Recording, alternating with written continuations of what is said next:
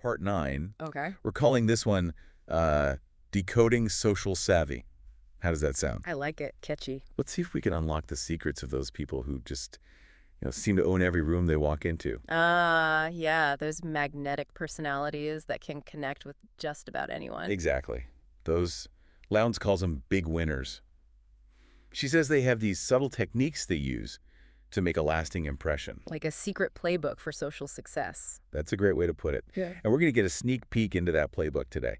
Now, one of the first things that really stood out to me was this idea of see no bloopers, hear no bloopers. Oh, yeah, that's a good one. It's all about like how to handle those awkward moments when someone makes a mistake. Right, like that story Lowndes tells about a high-stakes business lunch where a waiter drops a tray and spills coffee everywhere. Oh, I remember that one. Total disaster, right? Coffee all over the place, Right. probably on some important executive suit. But here's the thing. The big winners at the table, they totally ignore it. They just act like nothing happened. Yep.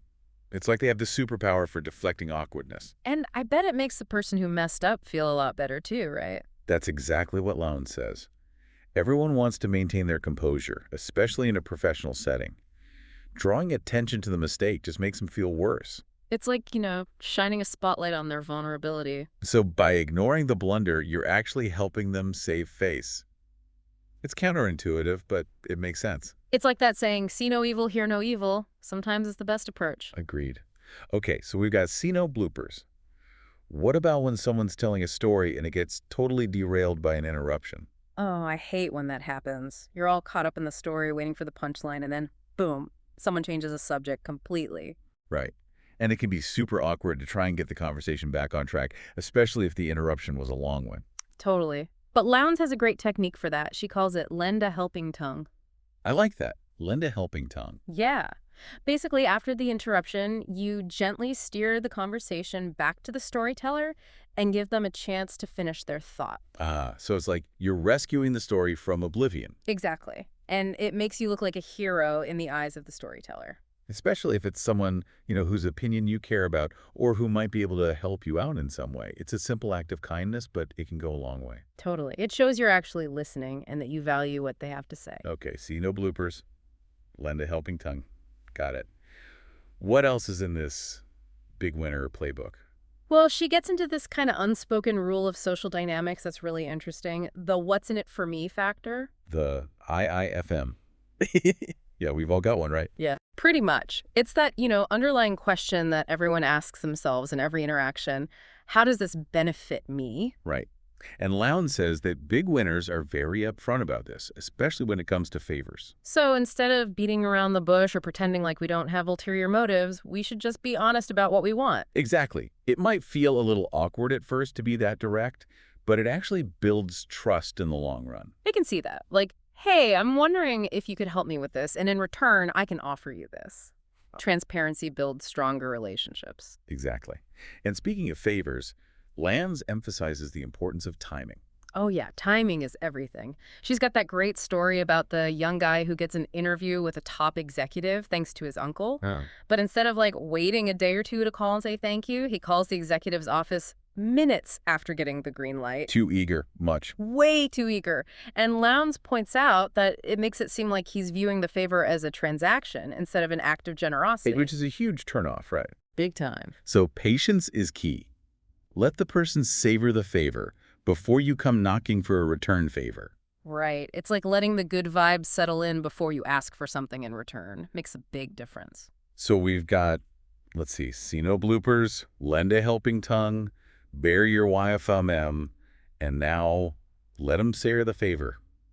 I'm liking this playbook already. What else have you got? Well, buckle up, because this next one is all about strategic avoidance. Avoidance. Wait, are you saying there are times when it's actually better to not talk to someone? Sometimes, yeah. Lowndes calls these safe havens times and places where bringing up certain topics is just going to backfire. Okay, I need an example. What kind of safe havens are we talking about? Think about it this way. You're at a company holiday party, everyone's having fun, celebrating, and you decide this is the perfect opportunity to, I don't know, ask your boss for a raise. Oh, no. Talk about a mood killer. Right. Parties are for socializing, not for serious conversations. So read the room, pick your battles. Exactly. Lowndes also mentions that meals, especially business lunches, are kind of sacred spaces too. She has this anecdote about an employee who brought up the need for a company childcare facility right in the middle of a Christmas party. Ouch. Not the time or the place. Nope. And the boss was not happy about it. I bet. The point is, you gotta respect the unspoken rules of these social settings. Big players understand that breaking bread together is about bonding, not bringing up touchy subjects. So no asking for favors at funerals either, I'm guessing. Really not a good idea. Okay, so timing and context are key. Got it. What else do we need to know about navigating the social landscape like a pro?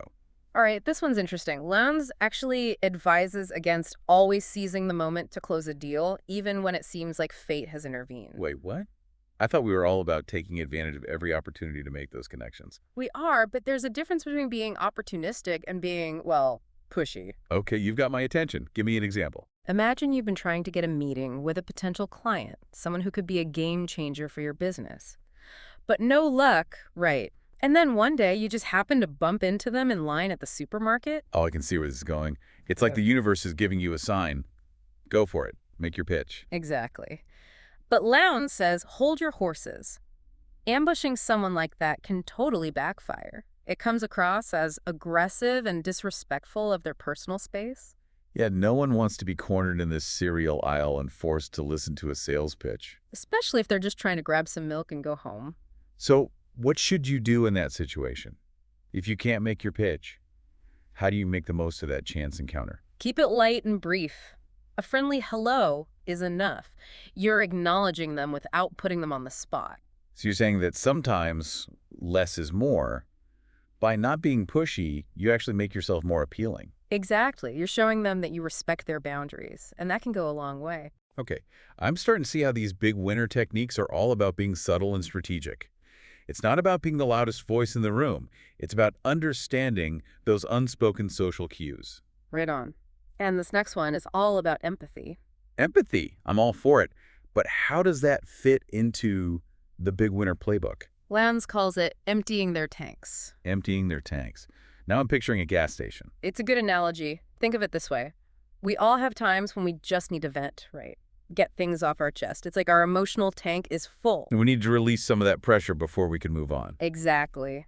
Big winners recognize this, and instead of interrupting or trying to fix the problem right away, they just listen and let the person vent. So it's about being a good listener, first and foremost. Precisely.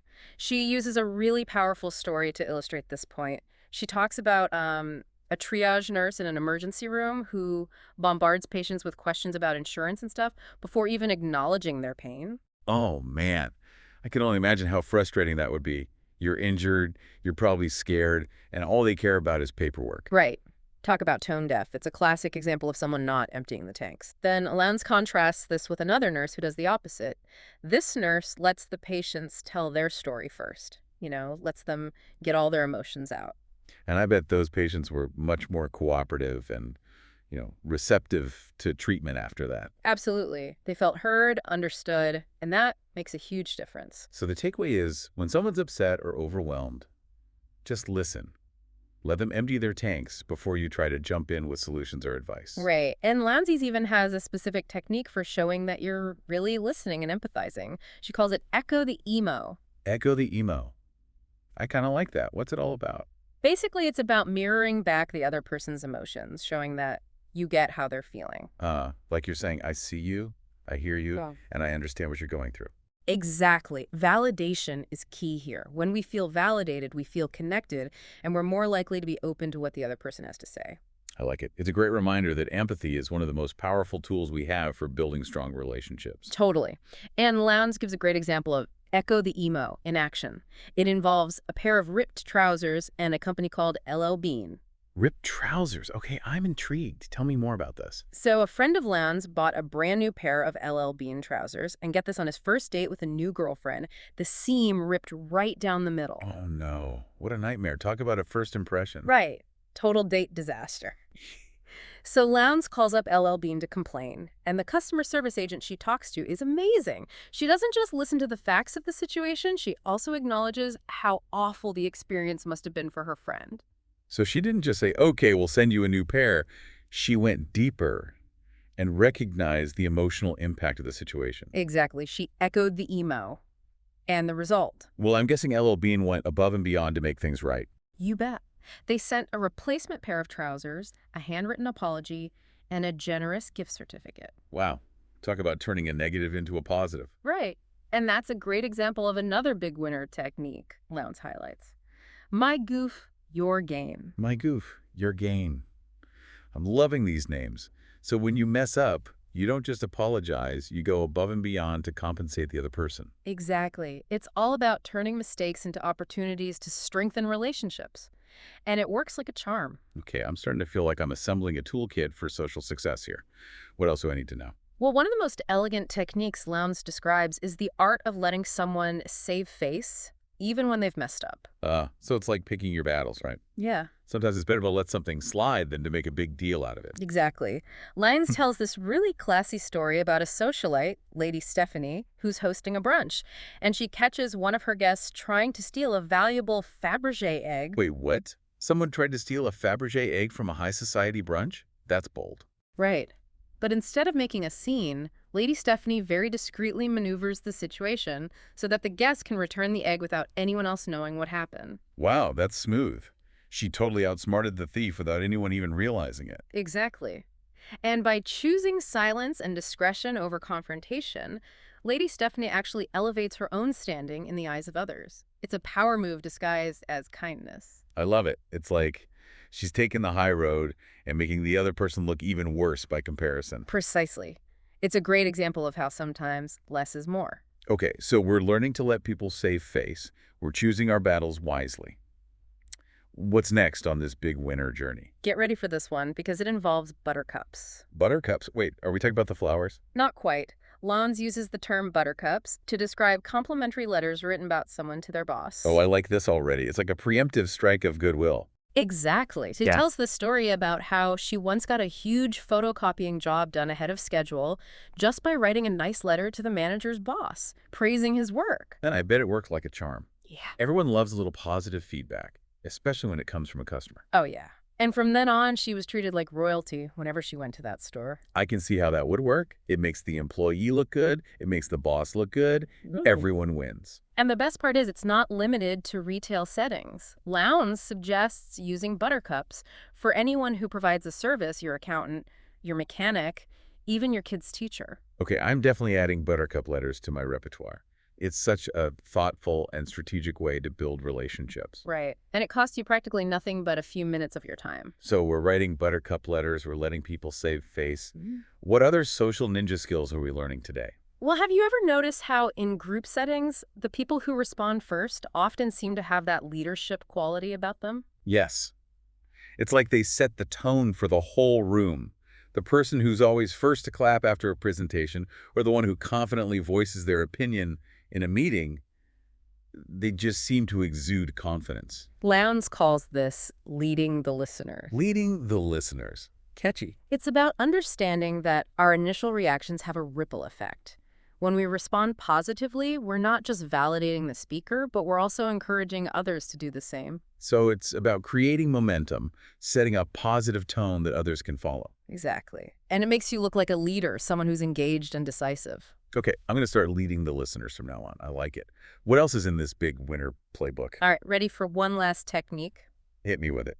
Lowndes calls this one the great scorecard in the sky. The great scorecard in the sky. Okay, now you've got me really curious. What's that all about? It's the idea that there's this invisible scorecard keeping track of the balance of power in all our relationships. So it's like we're all playing some kind of cosmic game of give and take. Yeah. In a way, yes. Big winners are really attuned to this scorecard.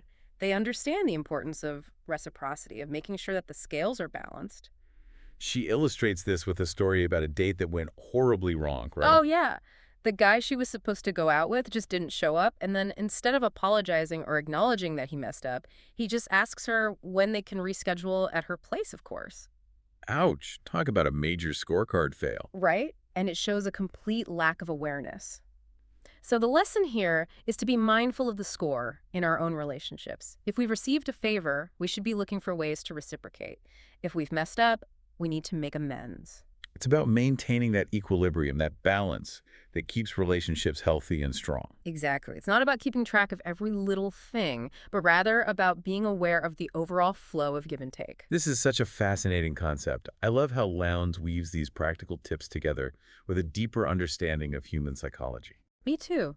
It's not just about learning a set of rules, it's about developing that social awareness that allows us to connect with people on a deeper level. Well, we've covered a lot of ground today, and I'm already feeling more socially savvy. We've only just scratched the surface of Lowndes' Big Winner Playbook. There's so much more to unpack in Part 9, and I'm excited to dive back in. Me too. Stay tuned, folks. We'll be back in a flash with more insights from How to Talk to Anyone. Welcome back, everyone. Ready for more big winner strategies? Absolutely. I'm all ears. All right. So we left off talking about strategic avoidance, those safe havens where you want to steer clear of certain conversations. Right. Like, don't bring up your need for company daycare at the Christmas party. Exactly. Or corner your boss about a raise while everyone's trying to enjoy the holiday festivities. Got it. So, parties and holiday gatherings are definitely safe havens. What else should we add to the list? Well, Lowndes actually spends a lot of time talking about meals as safe havens. Meals. Really? Why is that? She says, especially in the business world, meals are sacred. Sacred? Yeah. Like, a time for bonding, not bringing up touchy subjects. It's all about building rapport before you even think about getting down to business. Ah, I see what you mean. So I probably shouldn't bring up my big new idea while we're waiting for our appetizers. Probably not the best time, no. You want to create that sense of camaraderie first. Okay, got it. So no shop talk during dinner. Check. And another interesting observation Lowndes makes is about chance encounters. Chance encounters? What do you mean? Like running into someone you've been trying to do business with, but in a completely casual setting. Oh, yeah. Like bumping into that potential client at the grocery store. It's tempting to see that as a sign, Like the universe is giving you a second chance. Totally. But Lowndes cautions against making a hard sell in those situations. Why not? Seems like a golden opportunity. Because it can actually backfire. It comes across as intrusive, like you're not respecting their personal space. You're right. Nobody wants to be bombarded with a business proposition while they're trying to pick out avocados. Exactly. Big winners understand that it's better to just keep it light and pleasant in those chance encounters. A friendly hello is enough. You're acknowledging them without putting them on the spot. So play it cool, basically. Exactly. Play it cool. Got it. Play it cool. What else have we got? Okay, let's talk about the power of empathy. Empathy. I'm a big believer in empathy, Right. but I'm curious how that fits into this whole big winner thing. Lowndes calls this technique emptying their tanks. Emptying their tanks. What do you mean by that? Well, imagine it like this. We all have those moments when we're feeling overwhelmed, frustrated, right? Like our emotional tank is full. And we just need to vent. Exactly. And big winners understand this. So instead of trying to interrupt or fix the problem right away, they just listen and let the person vent. So it's about being a good listener, first and foremost. Precisely. She uses a really powerful example in the book. It's about a nurse in the ER. The ER. Yeah. Lowndes describes this nurse who, just bombards patients with questions about their insurance and all this stuff before even acknowledging their pain. Oh, wow. I can only imagine how frustrating that would be. You're injured, you're scared, and all they care about is paperwork. Exactly. It's a perfect example of not emptying the tanks. Then Lowndes talks about another nurse who does the exact opposite. She lets the patients tell their story first, lets them get all those emotions out. And I bet those patients felt so much better after that. Right. They felt heard, understood, and that makes a world of difference. So next time a friend is venting, I'm just going to let them talk, no interruptions. Exactly. And when they're done, they'll be much more open to whatever you have to say. Okay, got it. Empty their tanks.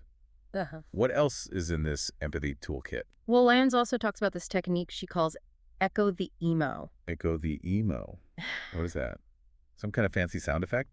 Not quite. It's about reflecting back the other person's emotions, showing them that you get how they're feeling. So basically you're validating their emotions. Exactly. Validation is key. When we feel validated, we feel connected, and that creates trust. I like it. And Lowndes has a great example of this in the book, doesn't she? It's the thing about ripped trousers. You remember. It's the story about her friend who bought a new pair of LL Bean trousers, and guess what happens? On his first date with this new girlfriend, the seam rips right down the middle. Oh, no. That's awful. Talk about a mood killer. Right. Total disaster. Oh. So Lowndes calls LL Bean to complain, and the customer service agent is amazing. She doesn't just take down the information, she also acknowledges how embarrassing and frustrating the whole thing must have been. So she echoed the emo. Exactly. And the result?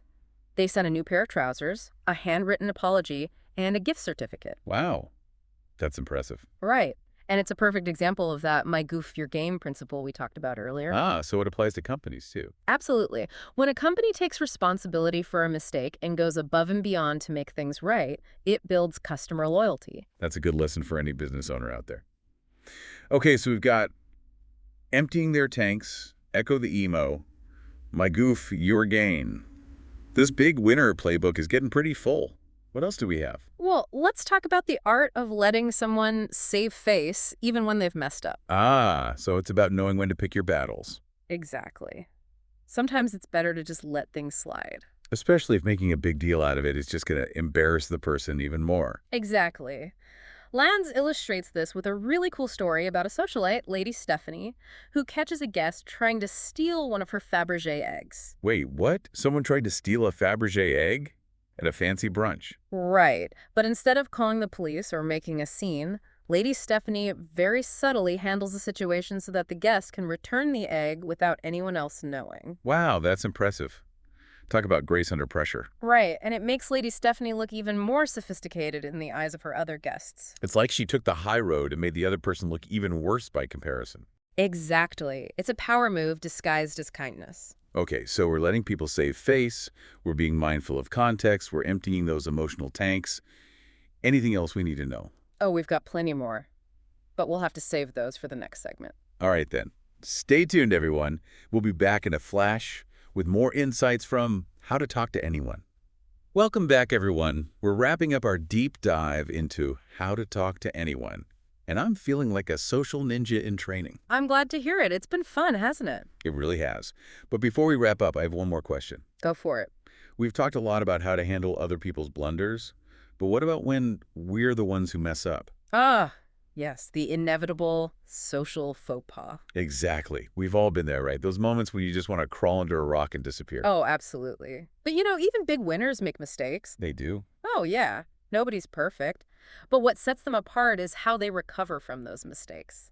So it's not about not making mistakes. It's about knowing how to handle them gracefully. Exactly. And Lowndes has some really good advice for that. Okay, I'm all ears. Give me the damage control tips. Well, one technique she talks about is called my goof, your gain. Wait, haven't we already talked about that one? We touched on it briefly, but it's worth revisiting in this context. Remember, it's all about turning a mistake into an opportunity to strengthen a relationship. Right. So instead of just apologizing and hoping for the best, you go above and beyond to make things right. Exactly. It's about turning that frown upside down. And Lowndes gives a personal example in the book, right? Something about a broken vase. Oh, yeah. She accidentally broke a really valuable vase at a friend's house. Instead of just offering to pay for it, she went out and found an even nicer vase to replace it. Wow. Talk about making amends. Right. It's about transforming a negative experience into a positive one. I love that. Okay, my goof, your gain. Got it. What else? Well, there's this other technique Lowndes talks about that I think is really helpful. She calls it bear the buried YIM. Bear the buried YM. That's a mouthful. It is, but it's a good one. Remember how we talked about the what's in it for me factor? YFM. Yeah, we all have one. It's that underlying question of, how does this benefit me? Exactly. And Lowndes says that when you make a mistake, especially one that involves asking for something, it's important to be upfront about your motivations. So if I've made a request that didn't go over well, I should go back and explain my reasoning more clearly. Exactly. By bearing the YFM, you're being transparent about what you were hoping to achieve. And that can go a long way in smoothing things over. It's like you're taking ownership of the situation instead of just trying to sweep it under the rug. Exactly. And Lowndes tells us a great story about how she once invited a potential business contact to lunch, but she kind of botched it. Oh no, how so? Well, it became clear during the lunch that the other person felt like she was trying to pitch them on something, which wasn't her intention at all. So there was a miscommunication. Right. So Lowndes realized she needed to bear the buried YFM.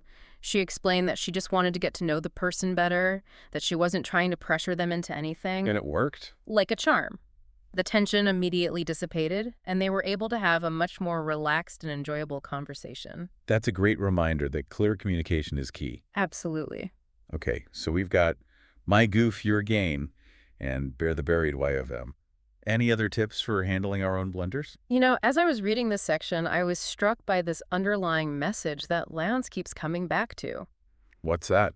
It's this idea that social intelligence is not about manipulation or tricks. It's about genuine connection. I like that. It's about being authentic, being mindful of how our actions impact others. She actually talks about a great scorecard in the sky Yeah, that's keeping track of the balance of give and take in all our relationships, right? exactly. It's a beautiful metaphor, isn't it? It is, and it reminds us that we're all interconnected. What we do, how we treat others, it all matters. And it all comes back to us in some way. So it's not just about mastering these techniques, it's about developing a certain mindset, a way of being in the world. Right on. It's about cultivating kindness, empathy, and a genuine desire to connect with others. Well, I think that's a perfect note to end on. What an amazing journey through the world of social dynamics. I feel like I've learned so much today. Me too. And I hope our listeners have as well. Remember, every interaction is an opportunity to practice these skills. And who knows, you might even find yourself becoming a big winner in your own right. Thanks for joining us on this deep dive. Until next time, keep those conversations flowing.